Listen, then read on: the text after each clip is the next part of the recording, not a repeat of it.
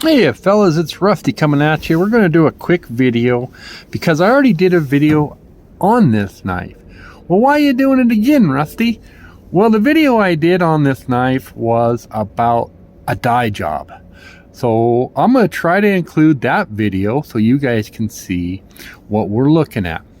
But obviously it's a case trapper, and it would have come in autumn, what they call deep canyon jigged, and I think it's called autumn bone. So stick around for just a second, and I'm back, and I just wanted to get the box. The box looks beat up, but it's been in my truck, and it did get beat up a little bit. Build date 9/18 of 2019. There's the item number 10985, autumn deep canyon jig. So autumn is the color. In the video that I'll include, you'll have to search for it at the end maybe. I'd like you to go and see, if you're not already familiar with what this looked like, because I dyed it and I'm very proud of this.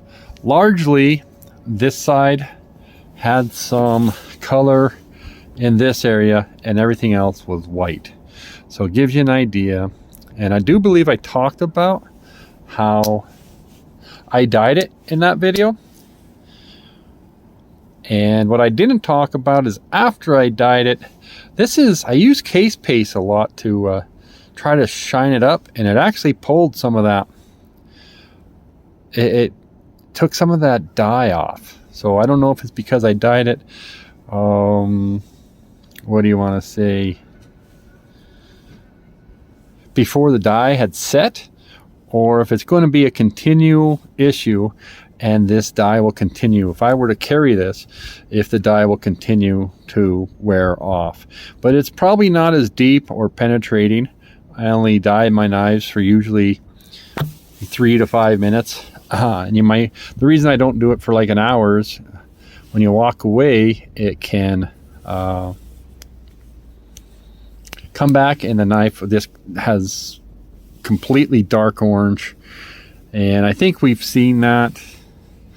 Like on this case, what they actually do is they get this color. My suggestion is they do it all this color, and from simply what they call hafting the knife or shaping it, the green dye doesn't penetrate as deep. If it does, it's actually a lighter color. So you got green here, and you got this is just ultimately dark green. That's an option. Or they could double dye it, which would be dye it green first and then cover it with blue. That might be something. But let's talk about this. These two are the same but different. This one was about 2023, and I want you to focus on the jigging. You can see that they're both deep, and it goes how far this one goes, and this even goes. And I shopped for this one, bought it off of eBay so I could see what I was getting. But that's certainly a deep jigging. Why is that important? Well, because I know that they need to be thick here to do it that deep, right? We can't have completely through the bone. We need a level of thickness. And so with that, I do like this because you get some girth in the hand, and that's kind of nice. So you can see how a lot of times you will find white spots on these. And and if you guys are familiar with the case Smoky Valley knives that are just kind of out around Christmas of 24,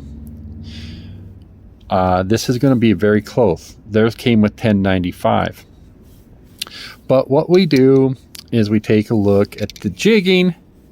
What I suggest is they started with such thick bone here that in order to make it fit, they went from the outside down instead of from the inside up.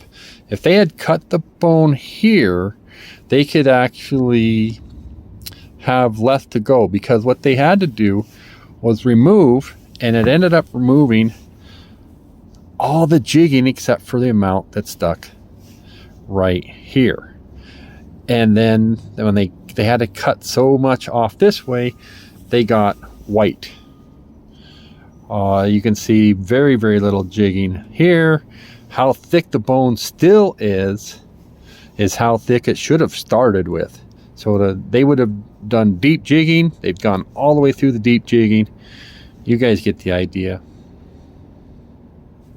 But either way, I'm very happy with the color. And I still like the girth that it gives you in your hand. Kind of like a stag is cut. You know, a lot of our traditional knives are kind of cut similar to represent stag. And when you start, if you ever get yourself a stag handle, I do encourage you to make sure you get what they call fat stag. And fat stag is going to be just exactly that. It's going to be nice and chunky. This particular one has the case engraved into the bolster. They don't do shields on this very often. I see purple ones. So the knife would be dark purple here, light purple there. Of course, the autumn. And yeah. So I meant to keep this short. I think I'll go ahead and end it now. Don't remember what I paid, but I'm very happy. And Andrew, that is sort of I'm sure that's Andrew Baxter Blades, probably very happy with this orange, fella of the orange. And I'm actually happy to have an orange case trapper. I don't think I have one. So, all right, guys. Again, look for the video where I talk about the dye. I actually have a one video because I dyed about 4 or 5 knives, and then I do a short video on each individual one. So thanks for joining me. Sometime I'm going to be working on the video for this one, and this one was a 1982 Knife World, that would be Blade Magazine knife. So here's my Easter egg, or what you'll call, you don't see that every day. You might call it a mini trapper. This is brought to us by Cripple Creek. And they made 2000. You heard that snap. And they is largely a fella by the name of Bob Cargill. And I'll go ahead and share some information about Bob real quick. Bob was the guy at Case. And the guy, when you sent your knife in for repairs, Bob fixed Case knives. He worked in the repair. He was probably their lead guy. And then he decided to start his own company in 1981, got a contract to make 2,000 of these. Forgot to mention, this is number 1875. So each one was individually numbered. And the story was they were all completed by Bob and pretty much by hand. He didn't have the large production factory. He dyed the bone, cut the bone, jigged the bone, probably made the springs, the liners. Not sure, he probably would have had to make the shield, the pins.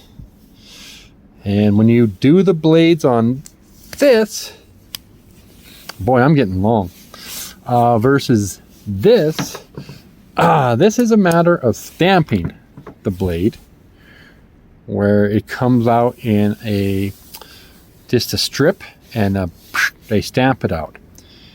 And then they do their own grinds, probably done on a machine.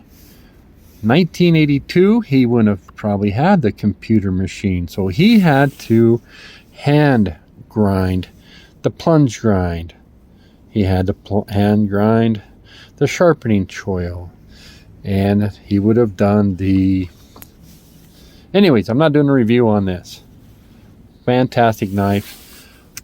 Hopefully the video will be out someday soon. Thanks, guys.